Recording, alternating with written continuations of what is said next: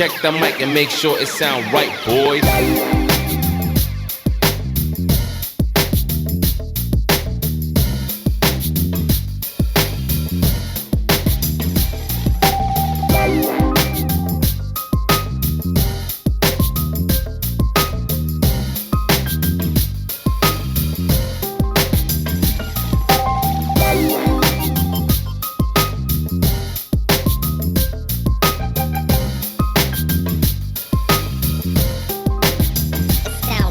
Yes, my name is Pascal Amize. I'm a math tutor.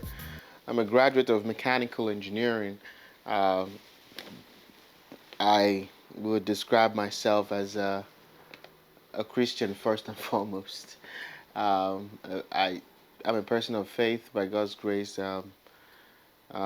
Lucky to, or blessed, I should say, to have also been married to my dear wife. Hi, my name is Cassia Amize, and I'm a licensed financial professional in the state of Maryland, and you're watching TM University.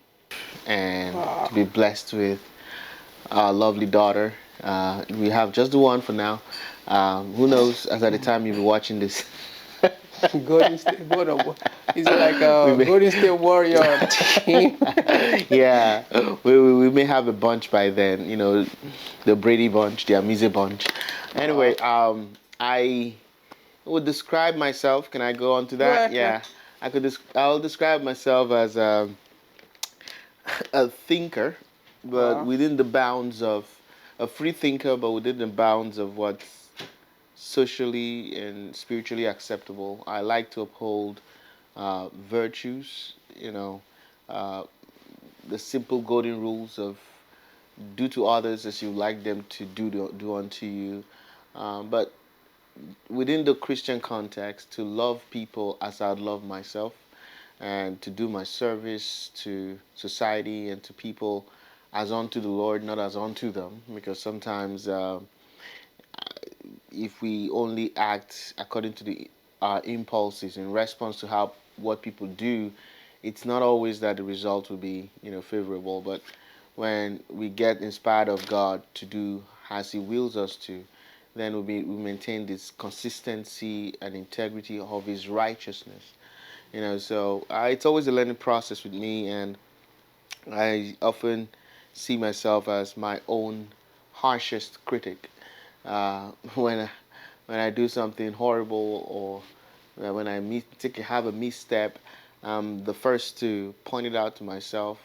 And when someone points it out to me, I'm even all the more disappointed that I didn't pick up on that sooner, you know. But thank God that He's bringing me through quite a lot, and there's still a long way to go, but the future is bright because I'm walking according to His guidance. You know what I see in you? What? First, I saw a pastor. Second, I saw a speaker. I don't know if it's motivational or, you know. And the Okay. last one, I saw a teacher. Wow. Yeah. Thank you. Do you see all those three Well, all of those have been mentioned by most people. by And most people? yes, but the pastor thing, I think growing up in a household that the Christian faith was, I'd say was taught to us, but more than that, it was displayed. Okay. So there wasn't more a lot of theoretical teaching of it. It was more practical with my parents. It is almost as if, you know, they lived it out, so you just followed suit. And they're not the most religious, but you could tell from examples that God was front and center in whatever they did, you know. And of course, the church also. Growing up in Nigeria, I I for one, I got very close to scriptures early on.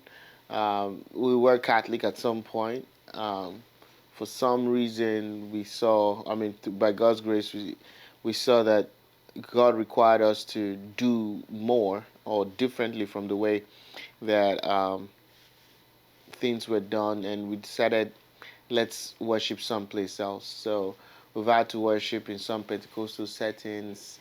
Even that is not, a perfect scenario, but you find that you understand God's grace better that way. And so when it comes to teaching also, that I would say also started from home. And sometimes when I tutor people in math, there are some methods I'm teaching that they say, oh, this is not how we're taught in school.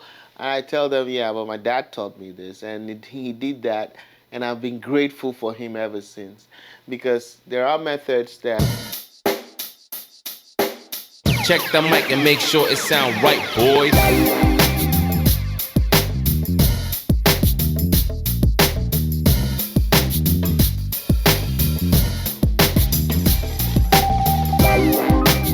Was your dad a teacher? He wasn't, but he reads quite a lot. Okay. He reads quite a lot. He's drawn me to books, novels, really, and his taste in music is also something else. He loves country music. How how an Igbo man from Nigeria would fall in love so much with Kenny Rogers, with Jim Reeves, exactly. But I was drawn to his choice of music as well. Even the gospel version of that with Mary McKee and the Genesis. I loved those music, and even singing at home. My mom sings a lot. Sometimes I sing along with her. See that in you too. Yeah. Yeah. So because we was at church today. You was just word for word, like yeah. even with the tone. I'm like, damn, you can sing. Yeah, thank you. Yeah, I appreciate that. The thing is, a lot of things that when I actually look in retrospect, were actually shown to us at home. Yeah. My siblings can sing, but they would always say, "Oh, that I sing the best." I think more than anything, it became so because of friends from church. I used to belong to an a cappella group, and so I learned about other parts, the tenor, the alto, the bass voice, the soprano. But everybody in the house can sing, and we can carry a tune, as they say. But so all of those things started from home, from the teaching thing you mentioned, the spiritual aspect of it, the inspirational part. I would say I nursed that quite a lot in college. I studied in Federal University of Technology, Owerri, Futo. It's in southeastern Nigeria. And there's a group called there used to be known as the Student in Free Enterprise (SIFE), but I think in 2012 it was changed to Enactus. It's actually based in the U.S., but it's found globally now in tertiary institutions around the world. And anytime I return home, I'm sure my name would come up as one of the most inspiring figures there, because they say when I speak, people are inspired. The project to go back about doing the project, and I think two times the Enactus Futo.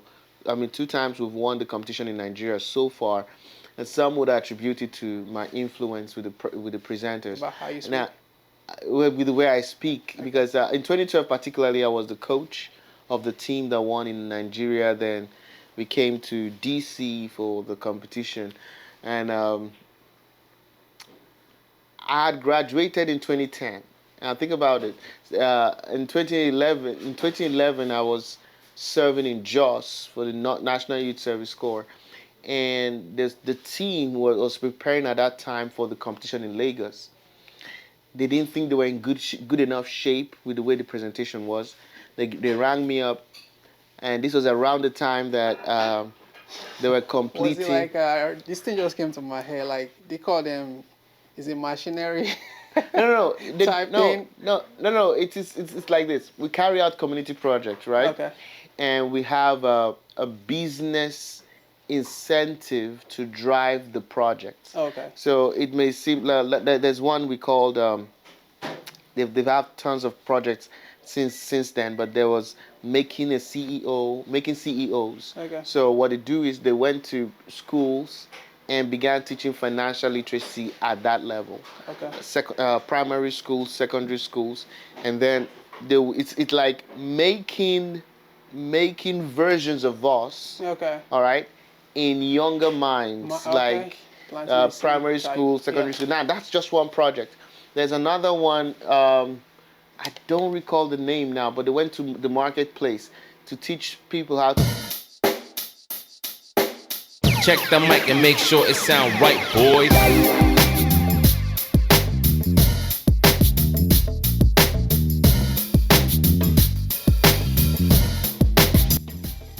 Do simple bookkeeping, Bookkeeping, so yeah. that they can keep track of records of their sales and their services. Wow. And the way cash was flowing in and out. And we partnered with some microfinance agencies to help them with that effort. So all of those projects, we would at the end of the year we'll have a annual financial report, Okay. and then all our activities will be reported in the national competition. All right, so it is those national competitions that you'd have different enactors teams from different tertiary institutions to converge and compete in. So in 2010, we had won it in Abuja. I was a student at the time, and it was my last year in Futo. But for some reason, I didn't come to the US. It was held in Can I ask you a LA. question? Yes. You know how they say, I don't want to say you short, you tall. Okay. So your speaking thing, like, Right. could it be like a compliment for, okay, I'm not that tall, but like when I speak, I want people to like, you know? If anything, being taller would have helped. I'm gonna be honest, but I never think about it when I'm speaking, and I think my parents again have quite a lot to do with that. When Obama was elected in 2008, I came from school for a short break then, and my dad called me to watch in the TV on the TV. Obama give his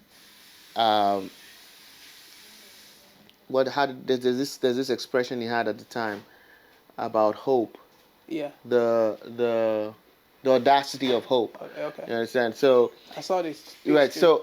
So my dad called me, and he's done that tons of times. You know, he called me to say, listen to this man speak.